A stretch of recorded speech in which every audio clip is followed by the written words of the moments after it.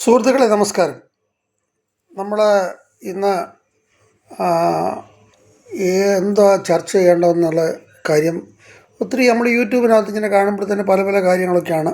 അപ്പം വീണ്ടും ശബരിമല പ്രശ്നത്തെപ്പറ്റി തന്നെ പറയണം എന്ന് വിചാരിച്ചിരിക്കുമ്പോഴാണ് വിചാരിച്ചു. കാര്യം തന്ത്രിയെ അറസ്റ്റ് ചെയ്തു, തന്ത്രിയെ ന്യായീകരിച്ചുകൊണ്ട് ഓരോരുത്തർ വരുന്നു. അപ്പം നമ്മൾ പറയുന്നത് തന്ത്രിയും ഇതിനകത്ത് കുറ്റക്കാരനാണ്. കാര്യം തന്ത്രി അറിയാതെ പോകത്തില്ല. പിന്നെ തന്ത്രിയെ കൊണ്ട് നിർത്തിയോ കടകംപള്ളിയെയും ശങ്കരദാസനെയും ഒക്കെ ചോദ്യം ചെയ്തിട്ട് അവരെ എന്താ തൊടാത്തത്?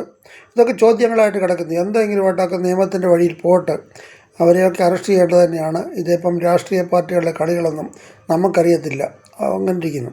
അപ്പോൾ അതിൻ്റെ ഇടയ്ക്കാണ് ഇപ്പോൾ ഒരു യൂട്യൂബ് ചാനലിൽ ഒരു ഇത് കണ്ടു. നമ്മുടെ അടുത്ത നിയമസഭാ തെരഞ്ഞെടുപ്പിലേക്ക് മാർക്സിസ്റ്റ് പാർട്ടിക്കാർ കരുതി വച്ചിരിക്കുന്ന കുറേ സ്ഥാനാർത്ഥികളുടെ ഒരു പേര്, അത് നമ്മുടെ മാർക്കോപോളോ എന്നാണ് എനിക്ക് തോന്നുന്ന പുള്ളിയുടെ പേര്. പുള്ളിക്കാരൻ്റെ ഒരു ചാനൽ കണ്ടപ്പോൾ അതിനകത്ത് ആദ്യത്തെ പേരുകാരൻ ആർഷോയാണ്. ആർഷോ മത്സരിച്ച് കഴിഞ്ഞാൽ തീർച്ചയായിട്ടും ജയിക്കും. ആരാ? എതിർ സ്ഥാനാർത്ഥി. അത്രയ്ക്ക് ആർഷോയെ എല്ലാവർക്കും വലിയ ഇഷ്ടമാണ്. സ്വന്തം കൂടെ ഇപ്പോൾ പ്രവർത്തിക്കുന്ന ഒരു പെൺകുട്ടിയോട് പറഞ്ഞ നിനക്ക് തന്തയില്ലാത്ത കൊച്ചിനെ ഉണ്ടാക്കി തരുമെന്ന് പറഞ്ഞ പാർട്ടിയാണ് ഈ ആർഷോ.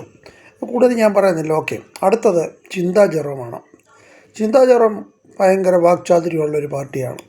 അദ്ദേഹം യുവജന കമ്മീഷൻ്റെ അധ്യക്ഷയായിട്ടൊക്കെ ഇരുന്നതാണ്.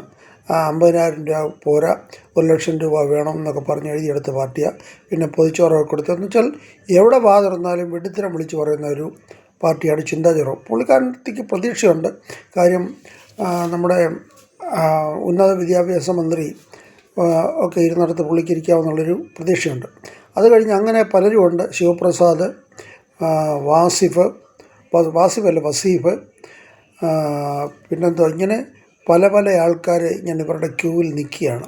അപ്പോൾ ഇവർ നിൽക്കുന്നിടത്തോളം കാലം എതിർ സ്ഥാനാർത്ഥികൾ BJP ആയിക്കോട്ടെ കോൺഗ്രസ് ആയിക്കോട്ടെ ജയിക്കുമെന്നുള്ള കാര്യത്തിൽ ഉറപ്പാണ് എന്ന് പറഞ്ഞുകൊണ്ട് ഞാൻ ഉപസംഹരിക്കുന്നു. നന്ദി, നമസ്കാരം, ജയ് ഹിന്ദ്.